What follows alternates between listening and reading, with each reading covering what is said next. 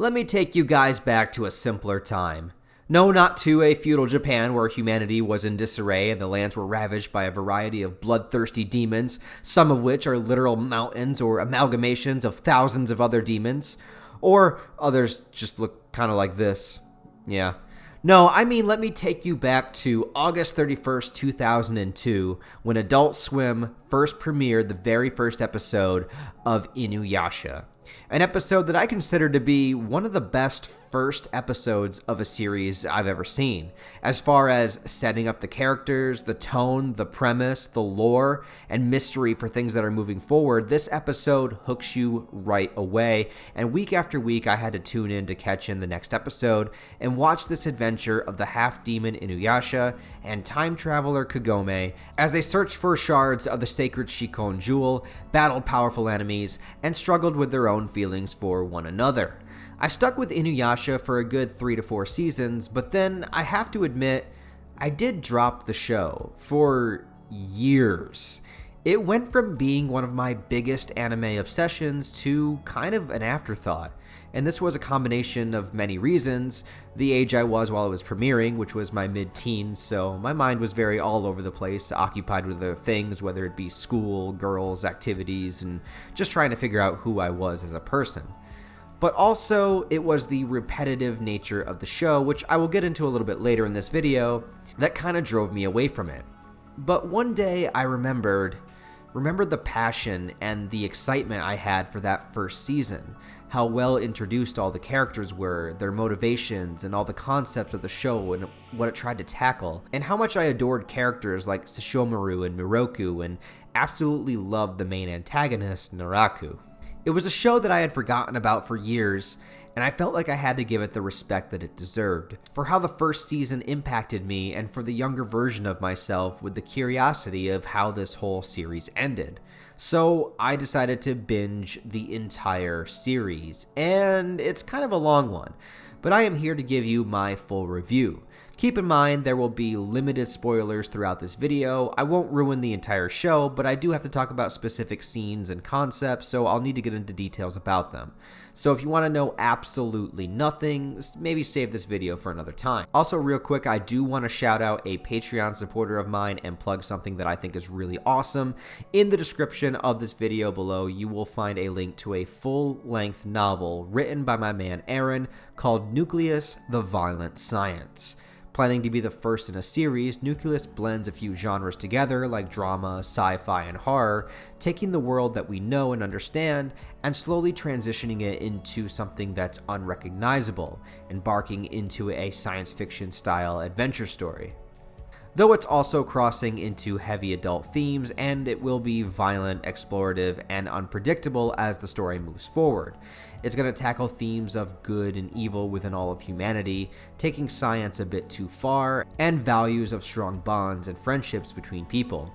I haven't had a chance to read it myself yet, but from what he's explained to me behind the scenes, and with the positive reviews that are on Amazon and Apple iBook, this is definitely one that I plan to check out once I get the time. The links where you can check out and purchase the book on your own are down below in the description, so please do me a favor and check it out. I love helping others doing their own thing and making their own art, especially if they're the ones supporting me back. So go show him some love, show him support. Also follow his Instagram, where he will be giving insights and updates on the book and in various future projects. You can find all of that linked down below in the description of this video. I'd really appreciate it if you guys checked it out. So, Inuyasha tells the story of a teenage girl named Kagome, and let's be honest, the show is called Inuyasha, but Kagome is the main character. It's told through her perspective, we are in her head most of the time, and she provides the reactions and asks the questions that the audience wants to ask. She's the fish out of water. It's Kagome's show. She's just not a super strong demon that can physically battle all the enemies, so she's not at the forefront of the action. But yeah. Anyway, Kagome's family takes care of a shrine, and one day she falls into the well on their property. But instead of just falling onto the dirt floor of a dry well, she is grabbed up by a creepy naked centipede lady and pulled through the well, traveling back to the feudal era of Japan. Here she discovers Inuyasha pinned to a tree by a sacred arrow. Okay, now stay with me here. Inuyasha is a half-demon. and also half human. And 50 years ago, he attempted to steal this thing called the Shikon Jewel, in hopes to use its power to become a full demon. Before he can, he is pinned to a tree by a dying priestess named Kikyo, who had the jewel burned with her body so it can never tempt anybody ever again. Only until hundreds of years later, when Kagome, the reincarnation of Kikyo, is born with the jewel inside of her body, which is ripped out by the centipede bitch, and the only way to save her life is freeing Inuyasha from the tree, in which she does, realizing that Inuyasha might not be all that good. And yeah, that's just the first episode. In episode 2, we learn that Inuyasha and Kikyo had some sort of relationship with one another, so him stealing the jewel to begin with has an importance beyond just wanting to become a full demon.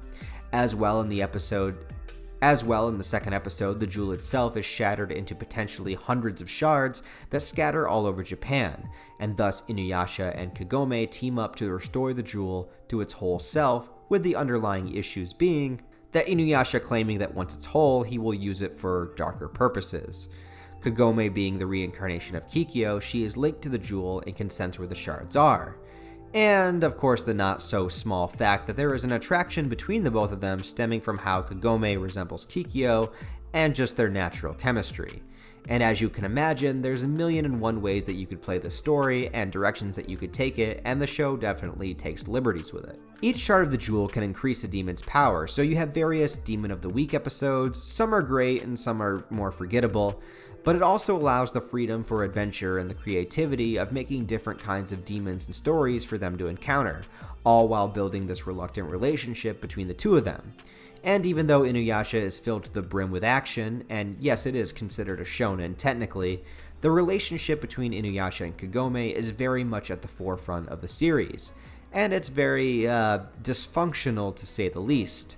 Keep in mind, Kagome is an overly emotional teenage girl who is easily jealous and jumps to conclusions, and Inuyasha is torn between his growing affections for her and his unresolved feelings for Kikyo. Made even worse, when Kikyo herself returns to the series. It's not fully her though, it's a resurrected clay body with part of her soul stolen from Kagome, and she still needs to continue to feed on souls to maintain her life. But for all intents and purposes, Kikyo returns and we begin sort of a love triangle between the three of them. But instead of Kikyo putting her feelings on the forefront, she believes that Inuyasha betrayed her and that he was the catalyst for her death. Shocking as Inuyasha believes it to be the other way around. And jumping way far ahead, in one of the later seasons, and I think probably my favorite episode, it's a two-parter recounting the complete backstory between Inuyasha and Kikyo.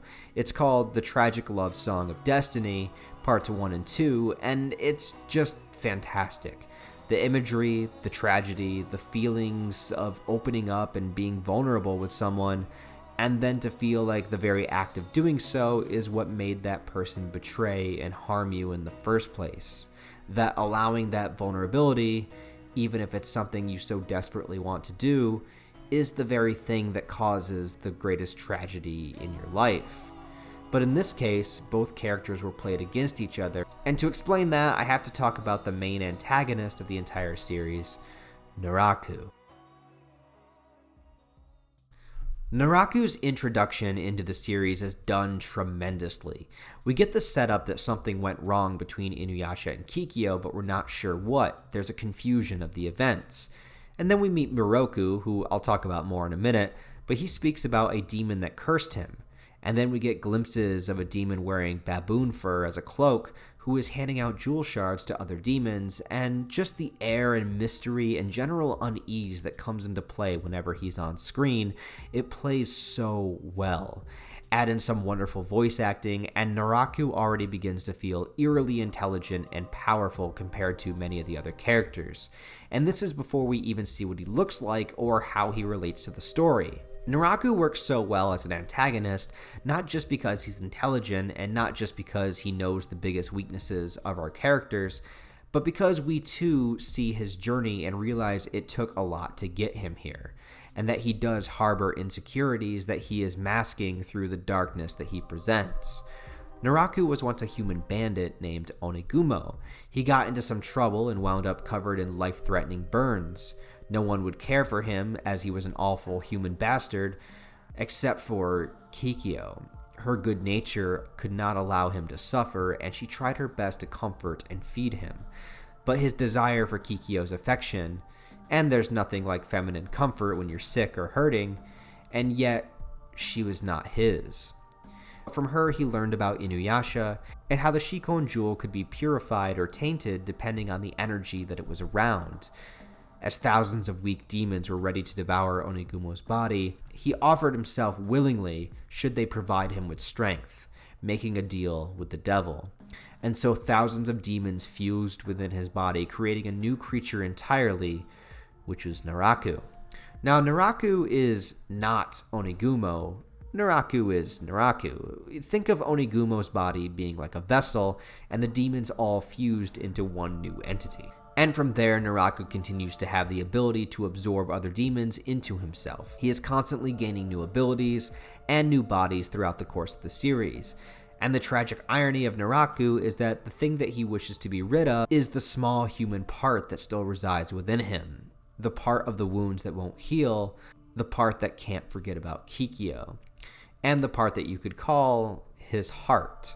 So you can say that Naraku has two major objectives: to taint the Shikon jewel and make it as dark as possible by making those whose lives encounter the jewel absolutely miserable, and also to rid himself of his original base, and much like Inuyasha's original goal, become a full-blooded demon.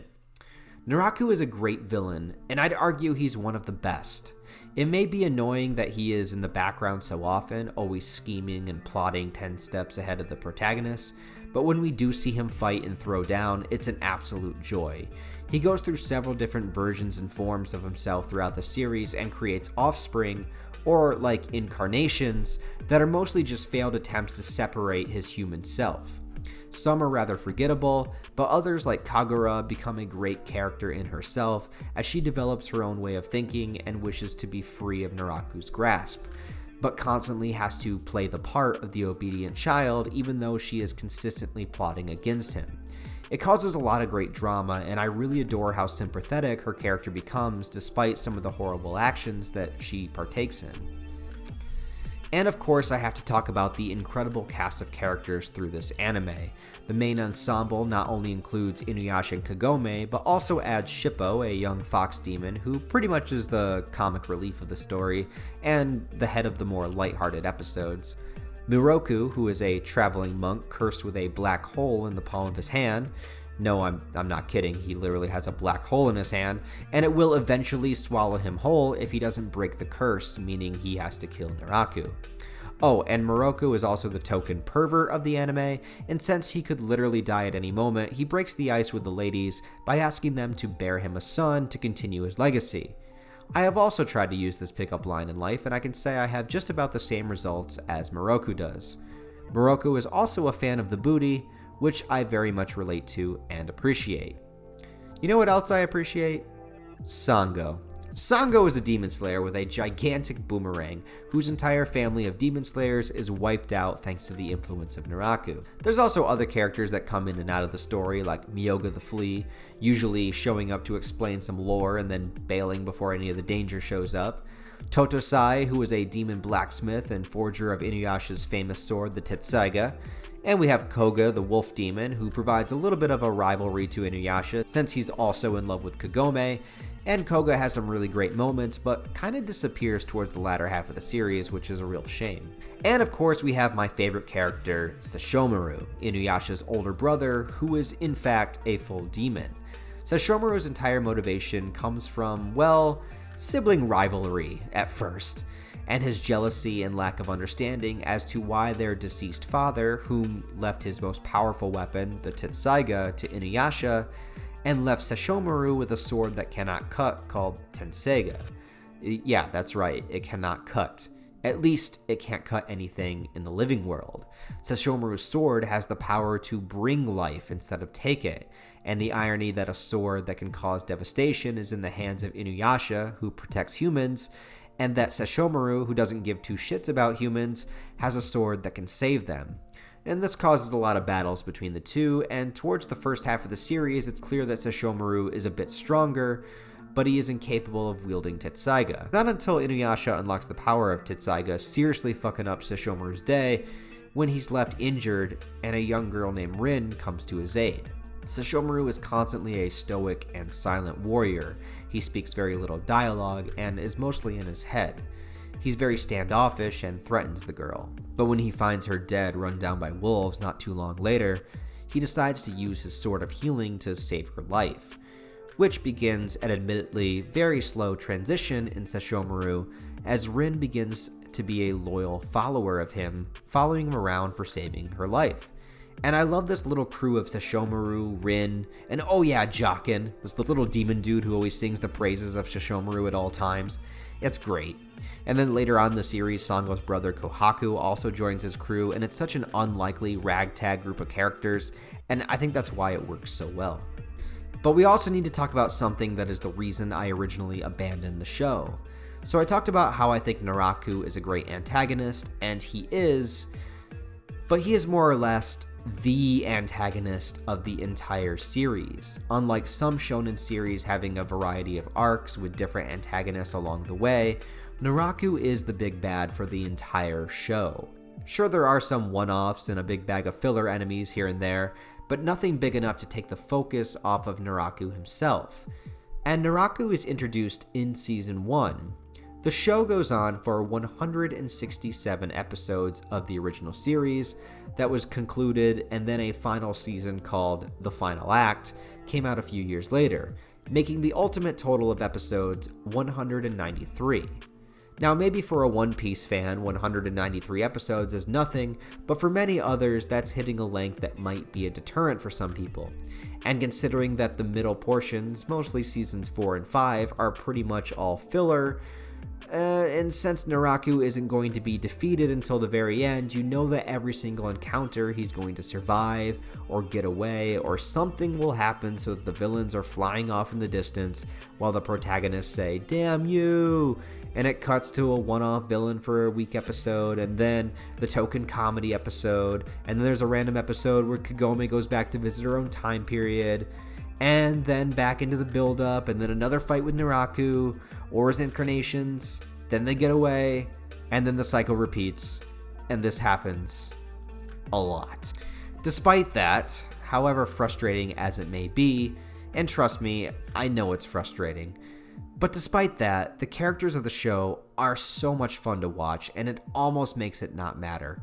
Like, there's an episode where Kagome and Inuyasha go back to Kagome's time, and Kagome's little brother is struggling to ask a girl out on a date, and I have no idea, but I doubt this was in the manga, I'm not really sure, but it's so wholesome and fun, I kind of just dig it. If you're going in to watch Inuyasha, filler, repetitiveness, it's something you'll have to accept.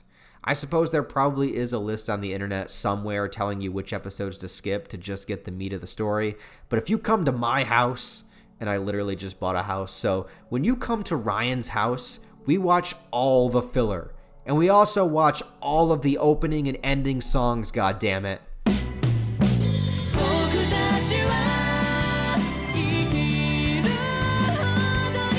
Yeah, who else remembers waking up to that song at 3 a.m. every night? For the rest of this review, I just want to point out some little things that I thought were worth mentioning for me. First and foremost, Yura of the Demon Hair is the hottest filler character I have ever seen. Oh my good, big, busty goth beauty, I have been blessed with your presence. It's just a shame that she's only in 2 episodes. Buyo the cat, adorable. That's all. Inuyasha has an enchanted necklace that makes him crash into the ground whenever Kagome yells, "Sit boy." It's sort of related to him being a dog demon, but I'm not really sure. But regardless, I have yet to be able to find any full compilation video of every single Sit boy in the entire series, so can somebody please make that? Also, I said Kagura is my favorite Naraku incarnation, and she is, but there is one off of a man without a face that Naraku made who slowly starts to regain memories of Onigumo, and as he tries to discover himself, he is robbed of that opportunity to become someone when Naraku decides to reabsorb him, considering him a failure, and I always thought that episode was pretty tragic. There is an absolute badass demon called Ryokotse that Inuyasha has to fight. He's basically this giant dragon demon with a human face and is one of the most powerful demons in the entire series. And I love this character and the presence that he emits. It's also a shame that he's only in a few episodes. So Inuyasha is a series where weapon and weapons power-ups are very important, and at times they don't really feel earned. And every time we think we know the limits of Tetsaiga and what it can do, there's a new technique Inuyasha hasn't learned yet or mastered, and it can get a little redundant. Oh, one thing I love is how early in the series, Inuyasha and Kagome go to basically like another dimension, which is this demon graveyard where Inuyasha first gets his sword, but it's never really brought up again, as in like, where exactly did they go? Until towards the very end of the series where you learn that that was the border between worlds of the living and the dead. And I really like how the series brought back that event and made it relevant again and actually gave it a purpose. Because they do wind up needing to go there again and they lose the means to do so, to access it. And yeah, I just thought it was a really great callback moment. Also, so Inuyasha the Final Act is technically a separate series, but it picks up right where Season 6 left off, so you could just consider it Season 7. However, there was a 5-year gap in between the ending of the OG run and the final act, and because of that, on the side of the English dub, a few actors were unable to return. Most notably, my favorite character Sesshomaru, and the lead of the show, Kagome. With Sesshomaru, it's not as bad because he talks way less, but Kagome's English voice was so signature to her character. However, I do think that after about 5 or 6 episodes, the new voice actress really does come into her own and captures the feeling of the OG Kagome. If you watch the sub version, this probably won't be an issue, but I figured I'd throw it out there for my other fake weeb dub watchers. It is a little awkward at first, even with the rest of the cast. You can tell it takes them an episode or two before fully getting back into character. But I think they all do a great job, and after a bit, you don't really even notice the difference, or at least I didn't. Speaking of the final act itself, this 26-episode final season has probably the opposite problem of the OG run of the show, where instead of having tons of filler, it crams so much plot and story within those 26 episodes that it can feel a little overwhelming. But on the plus side, those 26 episodes to end the show are fucking rad as hell. Characters are dying left and right, they're traveling between worlds of the living and the dead, Naraku becomes even more destructive and powerful, they go inside of the Shikon Jewel, and it's just wild. And with such a wholesome and great final episode that will really make you feel good inside and give you a sigh of relief when this whole journey is over. Overall, Inuyasha is a story about choices, the good and the bad, and how they can cause a ripple effect that can last for days or decades. A 50-year lover's quarrel that all began from a misunderstanding shaped the lives of many characters to come. It's a show about love, the potential of hope that love can bring, and understanding the value of it to hold on to, but maybe only once we understand what it's like to have it be ripped away. That unlikely bonds can push us forward, and that basking in negativity only causes more darkness and pain. There is no release from the baggage that we cling on to. Or I don't know, maybe it's just about a guy with dog ears swooshing a big sword around and making out with a teenage girl. I'm not really sure. But what I can tell you is that despite its flaws, and there are many, Inuyasha is endlessly entertaining and will forever be one of my favorite anime of all time. So let me know about your experience with Inuyasha down below. Did you love it? Did you hate it? How did you first get into it? Who are your favorite characters? And anything else you want to add, please let me know in the comments below. Tell me your Inuyasha story if you have one. Other than that, guys, thank you as always for watching this video. I truly do appreciate it. Please give it a like and share it with other Inuyasha or anime fans. And other than that, guys, I hope you all have a wonderful rest of your day. Check out the links in the description to purchase a copy of Nucleus and follow Aaron's Instagram. I'd really appreciate that as well. Also, you can find my Patreon, merch store, and various social media links where you can follow me down below too. So like I said, I hope you all have a wonderful day. I'll talk to you next time.